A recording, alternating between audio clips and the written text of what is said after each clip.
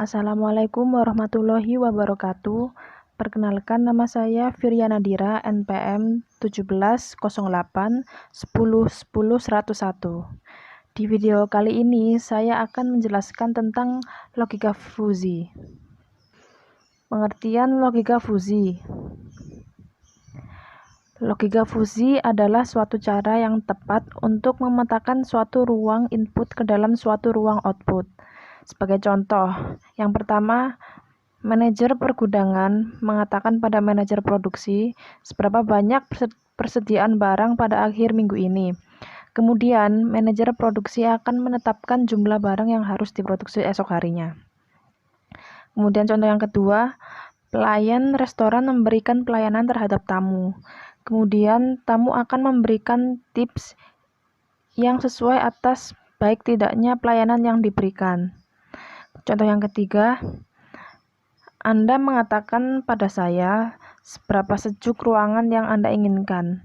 Saya akan mengatur putaran kipas yang ada pada ruangan ini. Alasan digunakannya logika fuzi.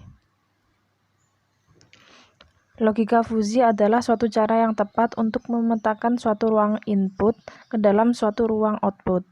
Sebagai contoh, konsep logika fuzi mudah dimengerti. Konsep matematis yang mendasari penalaran fuzi sangat sederhana dan mudah dimengerti. Yang kedua, logika fuzi sangat fleksibel. Yang ketiga, logika fuzi memiliki toleransi terhadap data-data yang tidak tepat. Yang keempat, logika fuzi mampu memodelkan fungsi-fungsi nonlinier yang sangat kompleks. Yang kelima, logika fuzi dapat membangun dan mengaplikasikan pengalaman-pengalaman pada pakar secara langsung tanpa harus melalui proses pelatihan. Kemudian, fungsi keanggotaan. Fungsi keanggotaan atau membership function adalah suatu kurva yang menunjukkan pemetaan titik-titik input pada data ke dalam nilai keanggotaannya, atau sering juga disebut dengan derajat keanggotaan, yang memiliki interval antara 0 sampai 1. Salah satu cara yang dapat digunakan untuk mendapatkan nilai keanggotaan adalah dengan melalui pendekatan fungsi. Ada beberapa fungsi yang bisa digunakan. Yang pertama, representasi linier. Pada representasi linier, pemetaan input ke derajat keanggotaannya digambarkan sebagai suatu garis lurus. Bentuk ini paling sederhana dan menjadi pilihan yang baik untuk mendekati suatu konsep yang kurang jelas. Berikut merupakan gambar grafik dari representasi linier. Kemudian yang kedua, representasi kurva segitiga. Kurva segitiga pada dasarnya merupakan gabungan antara dua garis atau linier seperti terlihat pada gambar. Dengan fungsi keanggotaan sebagai berikut ini akan membentuk garis kurva lurus yang membentuk segitiga. Kemudian yang ketiga, representasi kurva trapesium. Kurva segitiga pada dasarnya seperti bentuk segitiga. Hanya saja ada beberapa titik yang memiliki nilai keanggotaan 1, seperti terlihat pada gambar. Dengan fungsi keanggotaan seperti berikut, akan membentuk suatu kurva yang berbentuk trapesium. Yang keempat, representasi kurva bentuk bahu. Daerah yang terletak di tengah-tengah suatu variabel yang dipresentasikan dalam bentuk segitiga. Pada sisi kanan dan kirinya akan naik dan turun. Misalkan contoh, dingin bergerak ke sejuk, kemudian bergerak ke hangat, dan bergerak ke panas. Lihat pada gambar. Dingin bergerak ke sejuk, membentuk suatu kurva ke bawah. Kemudian di antara dingin dan sejuk itu membentuk suatu segitiga. Ini dinamakan dengan kurva bentuk bahu. Kemudian yang kelima, representasi kurva bentuk lonceng atau bell curve. Untuk mempresentasikan bilangan fusi, biasanya digunakan kurva berbentuk lonceng. Kurva berbentuk lonceng ini terbagi atas 3 kelas, yaitu himpunan fusi PI, beta, dan Gauss. Perbedaan ketiga kurva ini terletak pada gradiennya. Kemudian yang keenam, koordinat keanggotaan.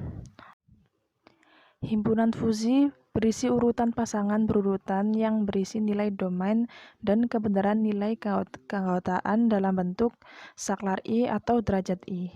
Saklar adalah suatu nilai yang digambar dari domain himpunan fusi, sedangkan derajat saklar merupakan derajat keanggotaan himpunan fusinya. Berikut contoh studi kasus pada logika fusi. Suatu perusahaan makanan kaleng akan memproduksi makanan jenis ABC. Dari data 1 bulan terakhir, permintaan terbesar hingga mencapai 5.000 kemasan per hari, dan permintaan terkecil sampai 1.000 kemasan per hari. Persediaan barang di gudang terbanyak sampai 600 kemasan per hari, dan terkecil pernah sampai 100 kemasan per hari. Dengan segala keterbatasannya, sampai saat ini perusahaan baru mampu memproduksi barang maksimum 7.000 kemasan per hari, serta demi efisiensi mesin dan SDM setiap hari, diharapkan perusahaan memproduksi paling tidak 2.000 kemasan. Apabila proses produksi perusahaan tersebut menggunakan 4 aturan fusi sebagai berikut. Rule 1. If permintaan turun and persediaan banyak, dan produksi barang berkurang. Kemudian yang rule kedua, jika permintaan turun dan persediaan sedikit, kemudian produksi barang berkurang. Rule ketiga, jika permintaan naik dan persediaan banyak, maka produksi barang bertambah. Untuk yang rule keempat, jika permintaan naik dan persediaan sedikit, maka produksi barang bertambah. Kemudian pertanyaannya adalah, berapa kemasan makanan jenis ABC yang harus diproduksi jika jumlah permintaan sebanyak 4.000 kemasan dan persediaan di gudang masih 300 kemasan?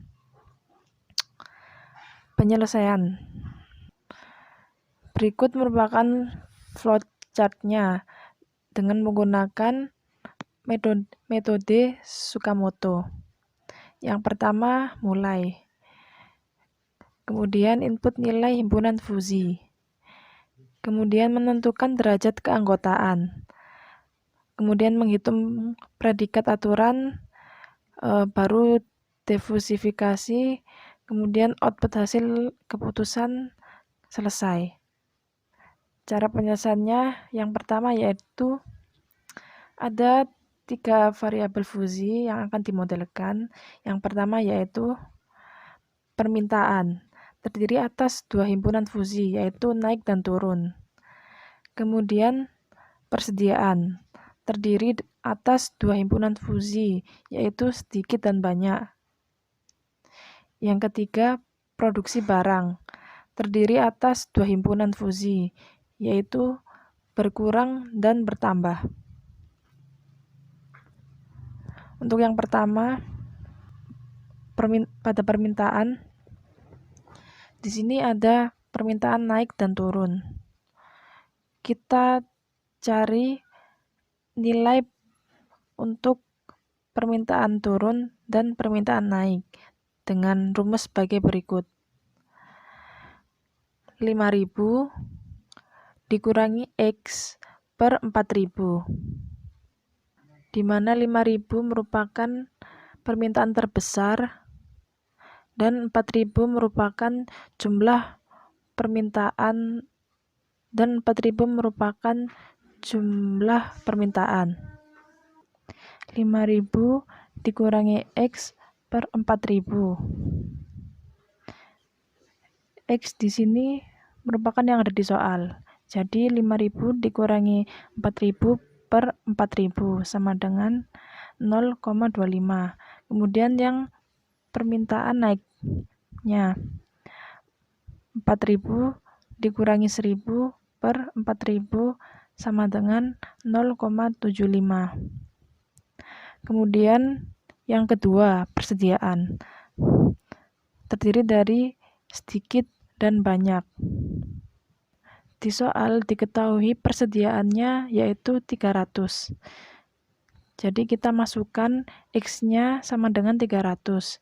Jadi 600 dikurangi 300 per 500 sama dengan 0,6. Kemudian yang persediaan banyak sama dengan 300 dikurangi 100 per 500.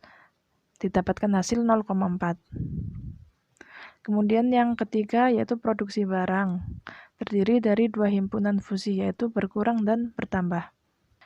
Di sini yaitu yang ditanyakan, jadi kita akan menghitungnya. Sekarang kita cari nilai Z untuk setiap aturan dengan menggunakan fungsi min pada aplikasi fungsi implikasinya. Pada rule 1, jika permintaan turun dan persediaan banyak, maka produksi barang berkurang. Maka alfa predikat 1 sama dengan permintaan turun dan persediaan banyak. Sama dengan hasil permintaan turun tadi yaitu 0,25 dan persediaan banyak tadi hasilnya 0,4. Jadi sama dengan 0,25. Lihat himpunan produksi barang berkurang. 7.000 per Z per 5.000 sama dengan 0,25.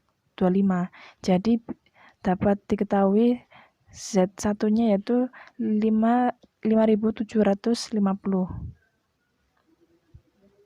Kemudian untuk yang rule kedua, jika permintaan turun dan persediaan sedikit, maka produksi barang berkurang.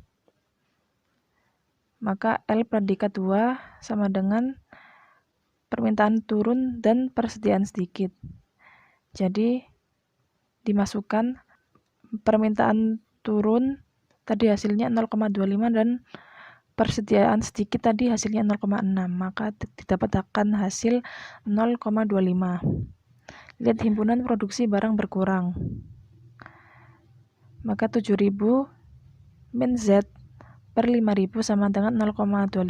Maka didapatkan nilai Z2 yaitu 5.750. Kemudian untuk yang rule ketiga, jika permintaan naik dan persediaan banyak, maka produksi barang bertambah. Maka L predikat yang ketiga, permintaan naik dan persediaan banyak. Hasil dari permintaan naik tadi yaitu 0,75 dan persediaan banyak tadi hasilnya 0,4. Didapatkan hasil 0,4. Kemudian lihat himpunan produksi barang bertambah. Z min 2.000 per 5.000 sama dengan 0,4. Didapatkan hasil Z3 yaitu 4.000. Kemudian yang rule keempat, if permintaan naik dan persediaan sedikit, maka produksi barang bertambah. Maka L predikat yang keempat yaitu permintaan naik dan persediaan banyak. Hasil permintaan naik tadi yaitu 0,75, sedangkan hasil produksi sedikit tadi 0,6. Didapatkan hasil 0,6.